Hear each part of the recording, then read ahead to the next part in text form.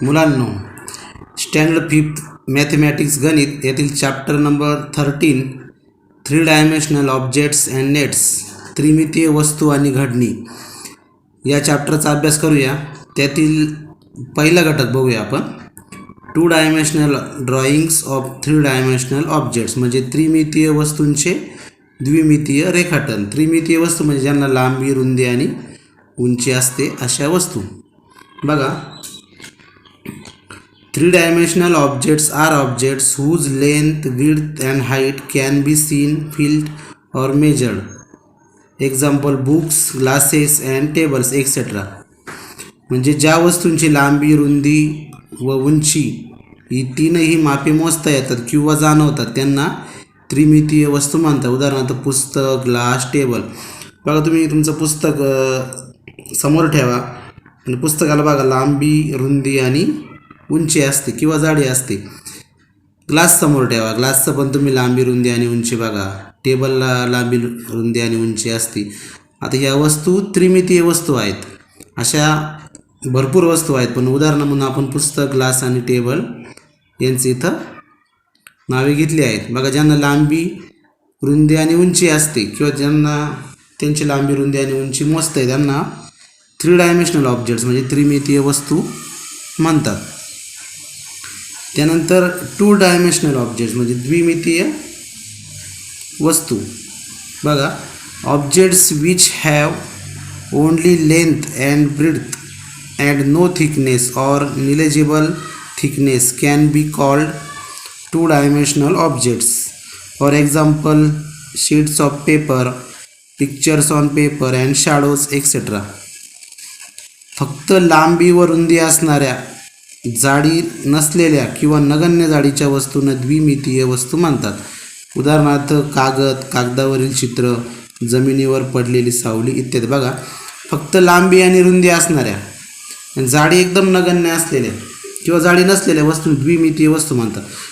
उदाहरणार्थ कागद. बघा, कागदाला फक्त लांबी, रुंदी असते, जाडी एकदम कमी असते.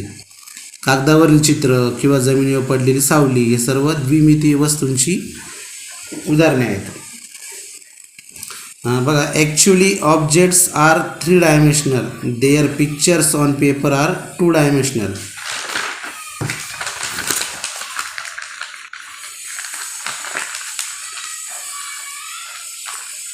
व्यवहारात सगळ्या वस्तू त्रिमितीय असतात, त्यांची कागदावरील चित्र मात्र द्विमितीय असतं. बघा, कागदावर जे चित्र असतं त्याला फक्त लांबी आणि रुंदी असते, म्हणून ते सगळे चित्र किंवा एखादी सावली हे द्विमितीय वस्तूंची उदाहरणे आहेत.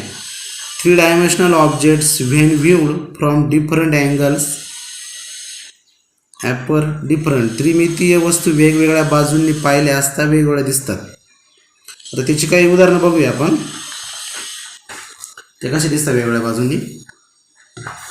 आता इथं तुम्हाला त्रिमितीय वस्तूंचं एक उदाहरण दिलेलं आहे पुस्तकाचं पान नंबर 75 वरती. बघा, the objects as seen, object म्हणजे वस्तू, द ऑब्जेक्ट ॲज सीन म्हणजे वस्तूचे चित्र, फ्रॉम द फ्रंट म्हणजे समोरून, फ्रॉम द साईड बाजूने, फ्रॉम अबाव म्हणजे वरतून, एलिफंट म्हणजे हत्ती. हत्ती बघा समोरून कसा दिसेल तुम्हाला, अशा पद्धतीने दिसेल. तो जर साईडने म्हणजे बाजूने बघितलं तर त्याचं फक्त एक डोळा आणि दोन्ही पायांचा भाग दिसेल.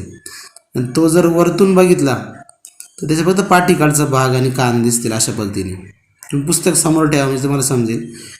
त्यानंतर कपबोर्ड म्हणजे कपाट, तर समोरून बघितलं तर त्याचे दोन्हीही दरवाजे तिथे, दोन्ही जे फाटका आहेत ते तुम्हाला इथं दिसतील. साईडने बघितलं तर फक्त त्याची एक बाजू दिसेल, वरतून बघितलं तर त्याचं जे टप असतं वरची बाजू तेच दिसेल फक्त. तर तुम्हाला त्रिमितीय वस्तू समोरून, बाजूने आणि वरतून कसे दिसतं याची 2 उदाहरणे इथे मी दाखवली आहेत. अजून काही उदाहरणं आपण याच्यामध्ये बघूयात.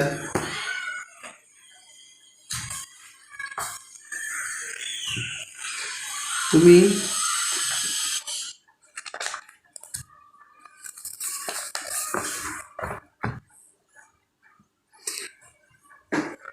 बघा, पुस्तकामध्ये प्रॉब्लेम सेट 51 वरती टेबल, खुर्ची आणि पाण्याची बाटली हे त्रिमितीय वस्तूंची समोरून, वरून आणि बाजूने दिसणारी अशी चित्रे तुम्हाला एका कागदावर काढावी लागली, ती तुम्ही गृहपाठामध्ये सोडवा.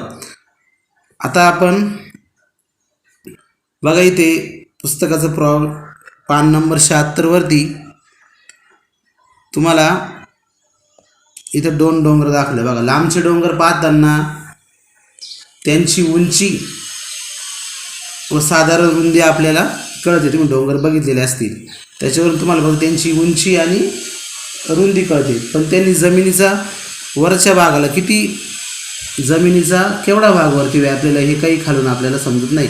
त्यासाठी हेलिकॉप्टरमधून त्याच्या वर जाऊन पाहिले तर जमिनीच्या किती भागावर डोंगर पसरलेला आहे हे समजतं.